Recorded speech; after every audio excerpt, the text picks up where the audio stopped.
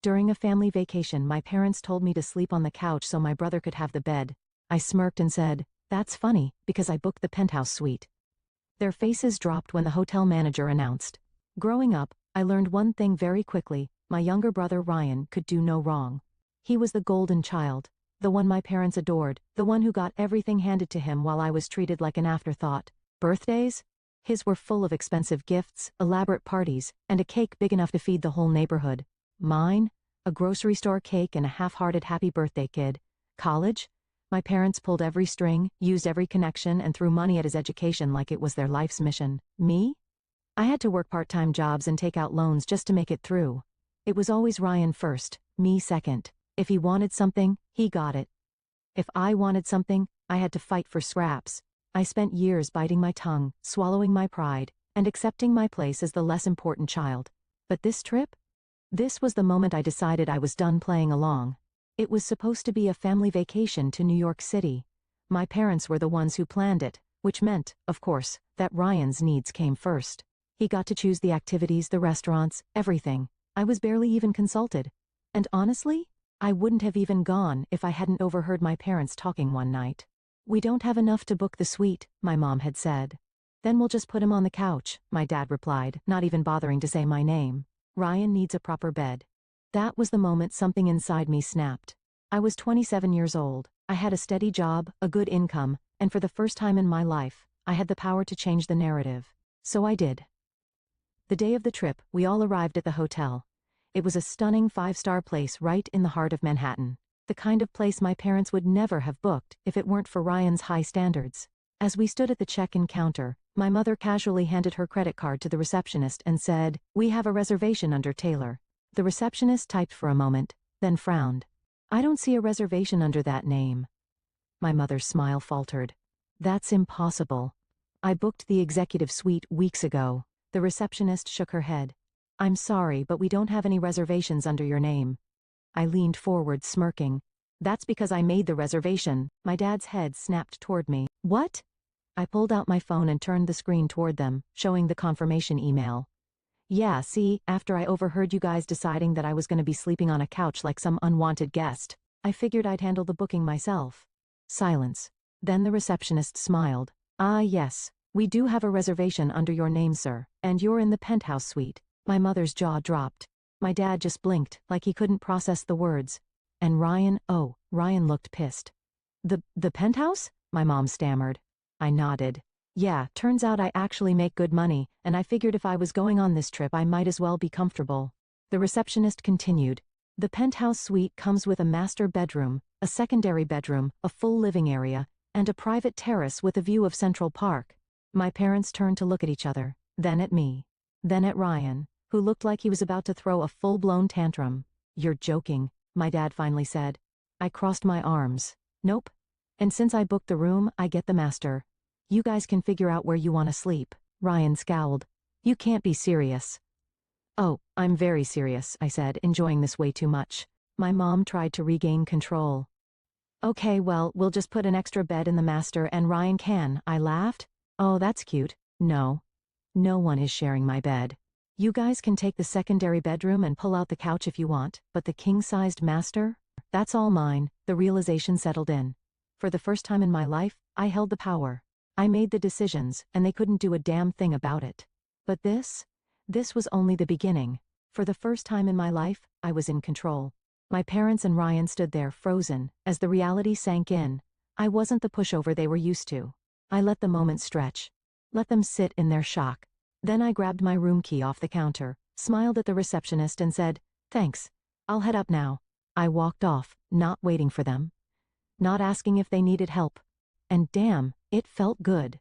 The penthouse suite was everything. Floor-to-ceiling windows with a view of Central Park. A massive living space. A full dining area. And the bedroom? Glorious. King-sized bed, plush pillows, a bathroom bigger than some apartments. I dropped my bag, kicked off my shoes and sprawled across the bed, stretching out like I owned the world. Then came the knock, sharp, impatient. I already knew who it was. I took my time answering. When I finally opened the door, Ryan stormed in first, my parents right behind him. "You can't do this," Ryan snapped, like a child who just had his favorite toy taken away. I leaned against the wall, arms crossed. Do what? Take the best room, my mom said, looking personally offended. You know Ryan has trouble sleeping in small beds. I stared at her. That sounds like a Ryan problem. My dad huffed. We're a family. We should be staying together. Oh, now we're a family? I let out a dry laugh. Funny, I don't remember you guys worrying about that when you decided I'd be sleeping on the couch. Silence. Then Ryan scoffed. Whatever, just switch rooms with me. I raised an eyebrow. Are you hearing yourself? Come on, it's not a big deal, my dad said, stepping in. You don't even care about stuff like this. I pushed off the wall and took a slow step toward him. You're right. I used to not care, because caring didn't matter. Because no matter what I did, Ryan always came first. I looked between them. But guess what? I booked the room. I paid for it. And I do care now. Ryan glared at me. Stop acting like some big shot, you're just being petty. I laughed again. Oh, you have no idea how petty I can be. My mother sighed, rubbing her temples. So where are we supposed to sleep? I shrugged. There's a second bedroom. It only has one bed, my dad pointed out. I smirked. Yeah, crazy how that works. Ryan clenched his fists. I'm not sleeping on a couch. I shrugged again. Not my problem. They left in a fury. I could hear them whisper arguing down the hall as they dragged their luggage toward the smaller room. I enjoyed a long, hot shower in my luxurious bathroom, threw on a robe and ordered room service. Filet mignon, wine, dessert. I stretched out on the private terrace, taking in the view while my family stewed in their frustration. But I knew this wasn't over. Not with them, they wouldn't let this go. The next morning I woke up feeling like a king slept like a baby in that bed. No guilt, no regrets. Then I checked my phone. Missed calls, texts. One from my mom, we need to talk. Meet us downstairs for breakfast. I sighed. Of course. Fine. Let's see what they're plotting. When I got to the hotel restaurant, they were already seated, a full spread in front of them. Pastries, fruit, eggs, the works. Morning, I said, sitting down. My dad cleared his throat. Look, let's just cut to it. I raised an eyebrow. Go on, Mom leaned forward. We think it would be best if we rebooked a larger suite. Something that works for everyone. There it was, the manipulation. You mean, something that works for Ryan? I said flatly. She ignored that. If we pool our money, we can upgrade. I sipped my coffee. How much are you putting in? Silence. Then my dad sighed. We were hoping you'd cover it. I nearly spit out my drink. I stared at them, then let out a sharp laugh. You cannot be serious. Ryan shifted uncomfortably. It's not a big deal. You already spent money on the penthouse exactly. My money. My choice. I leaned back. If you guys want a bigger suite, you pay for it. Dad rubbed his temples. Why are you being so difficult? Why are you acting like I owe you anything? I shot back. You had no problem shoving me onto a couch to make Ryan comfortable. But the second the tables turn, it's suddenly unfair? Ryan rolled his eyes. You're making such a big deal out of this. I turned to him, my voice deadly calm. And you have spent your whole life getting whatever you want. So yeah. Maybe it's about time you learned what it feels like to be second place. Silence. Ryan pushed his plate away and stood up. Whatever. I'm not doing this. Mom sighed dramatically. I just don't understand why you're being so selfish. I let out a short laugh. Selfish? I stood up, tossing my napkin onto the table. You raised me to be the one who always compromised. Who always made room for Ryan. Who always gave up what I wanted. I shook my head. Not anymore. I turned and walked out, leaving them sitting there, stunned. But as I stepped into the elevator, my gut told me one thing. They weren't done yet. And neither was I. I thought that was the end of it. That they'd sulk for a while, complain amongst themselves, and eventually accept that I wasn't bending over for them anymore. But no, they weren't done, and I should have known better. That afternoon, I decided to explore the city alone. Walked through Central Park, grabbed coffee at a quiet little cafe, even popped into a bookstore just to browse. For the first time in a long time, I felt free. No obligations, no one expecting me to fall in line. Then I got the text. Mom, hey sweetheart, we feel terrible about this morning. Can we do a family dinner? Our treat, just to reset things. I stared at the screen. I didn't trust it, not one bit. But a part of me, the part that still, stupidly, wanted to believe they were capable of change, thought, maybe they finally understood, maybe this was an olive branch. So against my better judgment, I texted back, sure, biggest mistake of my life. The setup, they picked a high-end steakhouse near the hotel, private booths, dim lighting, the kind of place where business deals were made and rich people whispered over overpriced wine. When I arrived, my parents and Ryan were already seated, dressed up like this was some formal event. "Hey," I said slowly, sliding into the booth. Mom smiled. "We're so glad you came." Dad flagged the waiter and ordered a bottle of wine. Ryan was quiet, stirring his drink with his straw. Something was off. I could feel it. Dinner started out normal, small talk, forced laughter. They acted nice, overly nice, too nice. Then, halfway through the meal, my dad cleared his throat. "So, we had a little chat with the hotel." My stomach dropped. Mom gave me a tight smile. "Turns out, there was a mix-up with your reservation." I set my fork down. "What?" Ryan finally spoke. "Yeah, apparently the hotel accidentally overbooked the penthouse suite." I narrowed my eyes. "That's funny. I didn't get any calls about that." Dad shrugged. "Well, they called us since we originally planned the trip. They said they could move you to a different room, one that's more reasonable. And just like that, I saw it. The trap. They lied to the hotel. Told them I wasn't supposed to have that room. Probably said it was a mistake or that I booked it by accident." I let out a slow breath. "You manipulated the hotel." Mom reached for my hand. "Sweetheart, this whole thing has gotten out of control. We just want to fix it." Ryan smirked. "Yeah, so let's just go back, switch rooms, and be done with it." There it was. The real reason behind all of this. They weren't sorry, they never were, they just wanted me back under them. Back in my place. I leaned back, crossing my arms. No, Mom's smile faltered. "What?" I tilted my head. I said no. Dad sighed, rubbing his temples. "Why are you making this difficult?" Ryan scoffed. "Dude, just take the smaller room. It's not a big deal." I let out a sharp laugh. "Not a big deal? You three went behind my back, lied to the hotel and tried to steal my reservation, and you have the nerve to act like I'm the problem?" Mom's voice dropped to that gentle but firm tone she always used when she was trying to manipulate me. "Honey, it's just what's fair." I stared at her. "Fair?" The word tasted bitter. I pushed back from the table, standing up. "You want to talk about fair? Fair would have been treating me like an equal my whole life. Fair would have been respecting the fact that I booked that damn suite. Fair would be not pulling this sneaky backstabbing stunt to get what you want." The restaurant had gone quiet. People were staring. Good. Let them. I grabbed my wallet, pulled out some cash, and tossed it on the table. "Enjoy your dinner. I'll be at the hotel in my penthouse." Then I walked out. The fallout by the time I got back, I was furious. I marched straight to the front desk. The hotel manager looked up and smiled. "Mr. My last name, good evening." I cut him off. "Did my parents call about my reservation?" His smile faltered. "I know they did," I said, voice sharp. "I want to know exactly what they told you." He hesitated, then sighed. They claimed you booked the suite by mistake.